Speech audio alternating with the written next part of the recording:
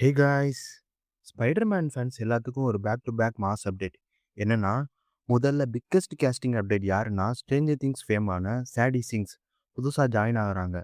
அவங்க இந்த Spiderman brand new டே மூவில ஜீன் கிரேங்கிற பவர்ஃபுல்லான கேரக்டர்ல நடிக்கிருக்காங்க. அவங்க இருக்கிற மாதிரியான Spiderman brand new day second டீசரும் ரிலீஸ் ஆகும்னு சோனி தரப்புல சொல்றாங்க.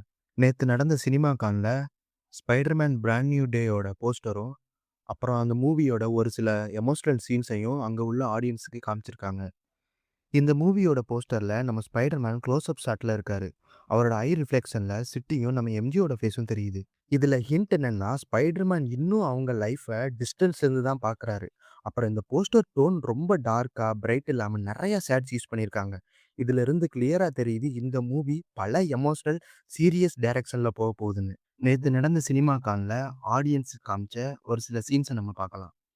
பீட்டர் பார்க்கர் ஒரு கஃபேல உட்காந்து நம்ம நெட்டையே பார்த்துட்டு இருக்காரு.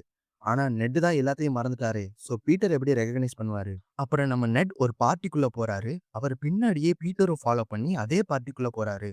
அங்க பீட்டர் கிரவுட்ல மிக்ஸ் ஆக ட்ரை பண்றாரு. ஆனா அவர் ஃபேஸ்லயே லோன்லினஸ் தெரியுது. அப்படியே நம்ம பீட்டர் கியூபக்கா மினி ஃபிகர்ஸ் டாய்ஸ பார்க்கறாரு. அது அவருக்கு ஓல்டு டேஸ ஞாபகப்படுத்துது. அதே நேரத்துல நம்ம நெட் பீட்டர் பத்தி பேச ஆரம்பிக்கிறாரு. என்னன்னா, ஒரு டைம்ல ஸ்பைடர்மேன் நம்ம லைஃப சேவ் பண்ணான்ல, அவன கண்டுபிடிச்சு நான் அவனுக்கு தேங்க்ஸ் சொல்லணும்ப்பா அப்படின்னு சொல்றாரு. பீட்டர் அத கேட்டுட்டு சைலன்ட்டா இருக்காரு. அப்புறம் எம்ஜேயும் அதே பார்ட்டிக்கு வர்றா. அப்ப நம்ம பீட்டர் ஒரு ஃபேக் நேம் சொல்லி இன்ட்ரீஸ் ஆகுறாரு.